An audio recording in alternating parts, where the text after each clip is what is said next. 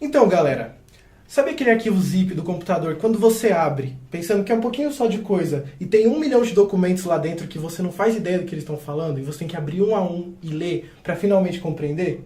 Então é isso que é Kid Eternidade.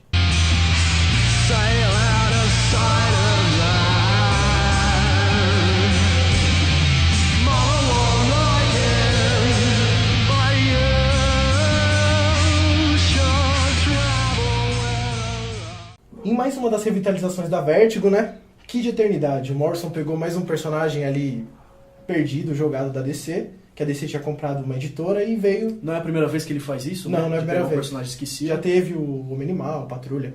E aí o Grant Morrison pega o Kid Eternidade e faz uma minissérie de só 3 edições. Jerry Sullivan é um comediante fracassado em que ele morre.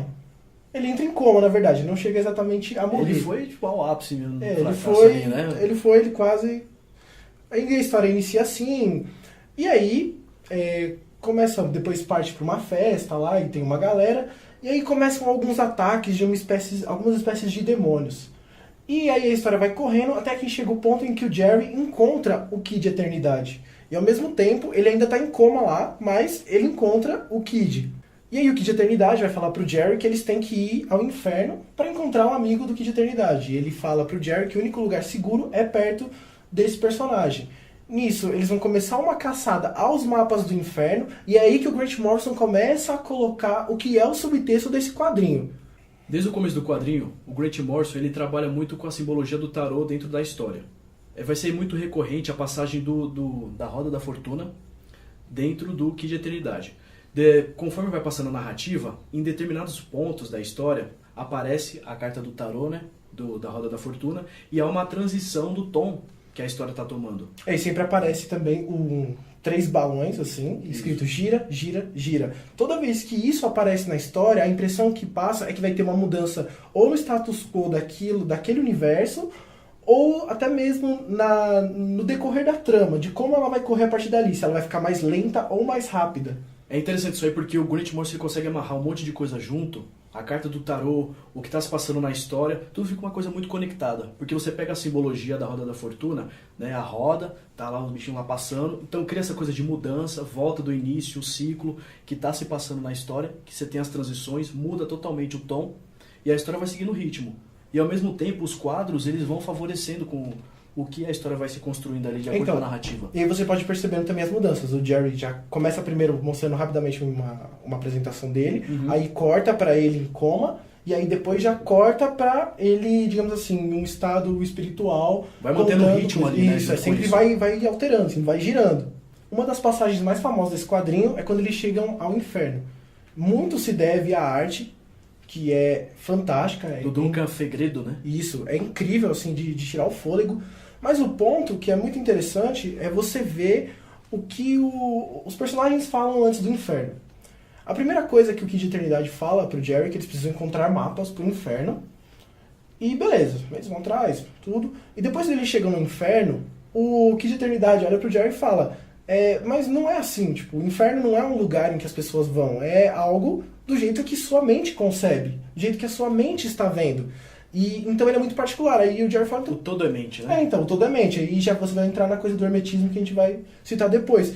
E aí o Jerry fala, então pra que mapas? Ele fala, é porque existem partes, existem coisas, digamos assim, no inconsciente coletivo em que é tão enraizado que pra todo mundo vai ser no mínimo muito parecido. Então você pode utilizar mapas para coisas muito específicas.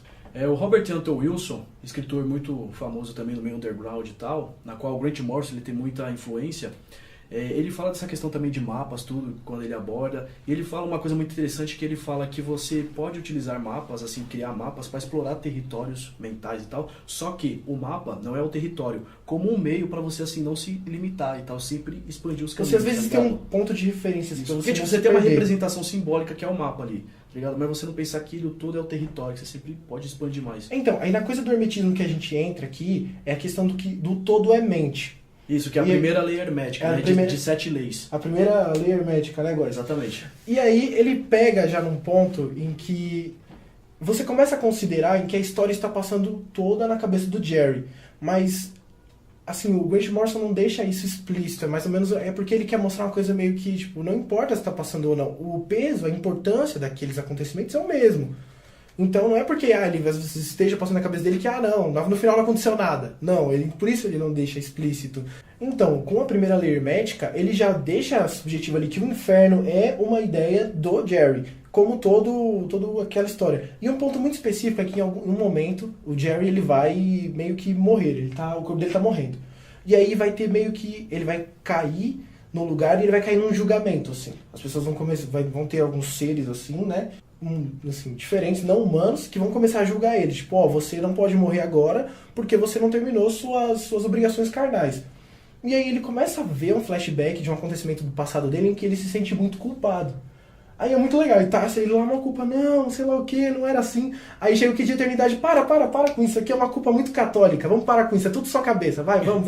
Aí ele pega, tira ele de lá e eles voltam, continuam. O legal nisso é que, tipo assim, todos esses acontecimentos que o que de eternidade vai vivendo parece uma coisa muito louca, muito bizarra, né? Uhum. O Grant Morrison é uma parte, mas é que, por exemplo, é legal como ele lida com tudo isso. Entendeu? Ele é um cara assim que tá vivendo, mas assim, ele não se sente tão dramático dentro da história. Ele vai vivendo aquilo numa boa, assim, ele vai tentando tornar aquilo o mais agradável possível. Né? Então, e o interessante é que, tipo, ele passa pelo inferno, ele, eu conheço, eu fiquei aqui um tempo, aqui, legal. Parece que ele tá curtindo o momento ali. Ele tá curtindo, ali, ele não se importa de estar no inferno, ele importa de estar vivendo, do que ele tá fazendo. O que de eternidade em si é um personagem interessante por isso. Porque ele não tem aquelas preocupações, eu preciso alcançar, a felicidade vai estar onde eu vou alcançar. Tá no meu caminho. Eu tô realizado aqui, mas tô fazendo o objetivo, mas eu tô realizado. Entendeu? E é bem legal que, assim, ele tem um momento que ele vai se sentir um instrumento ali de uma galera, mas mesmo assim pra ele, tanto faz. Ele vai falar, não, mas vocês fizeram isso, mas no fim, tanto faz. Seguindo na história do quadrinho, outro ponto que ele pega interessante é na segunda lei do hermetismo, que é o princípio da correspondência, na qual ele fala da dualidade e tal. O princípio da correspondência ele vem assim, como o que está embaixo é o que está em cima, se correspondendo. Não que seja igual, mas que é uma correspondência. E como o Grant Morrison vai trabalhar isso, essa segunda lei hermética no quadrinho, porque é legal que cita isso, mas ele mostra na prática como vai se desenvolvendo e isso altera todo o tom da história dos personagens. Isso é bem interessante que casa com o primeiro.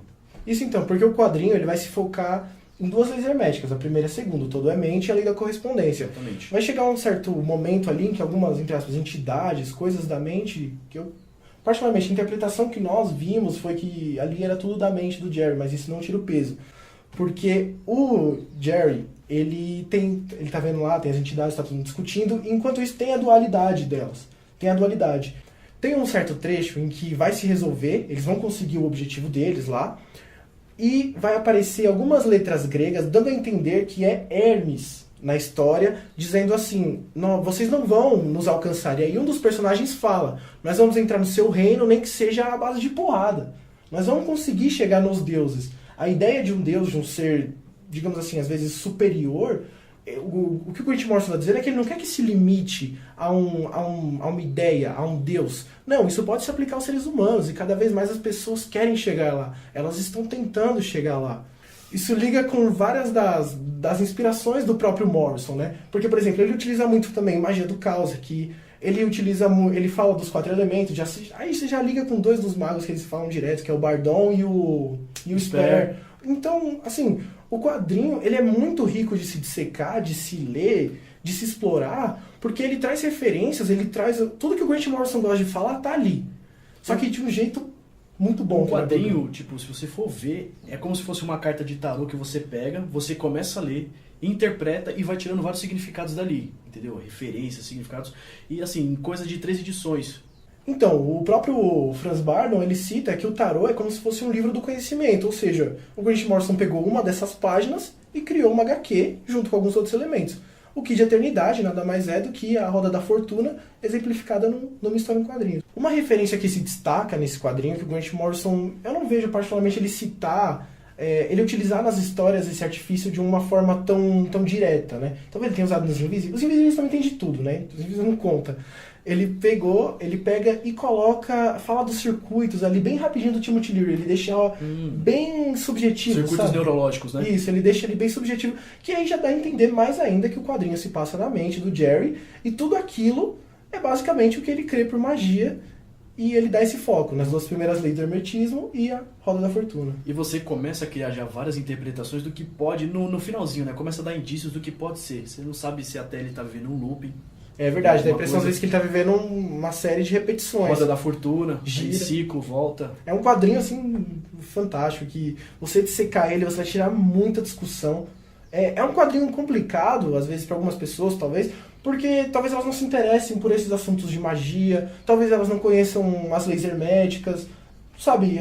É um quadrinho que exige uma certa referência. Mas ela como história em si, para uma pessoa... Ela é interessante, mas ela é confusa.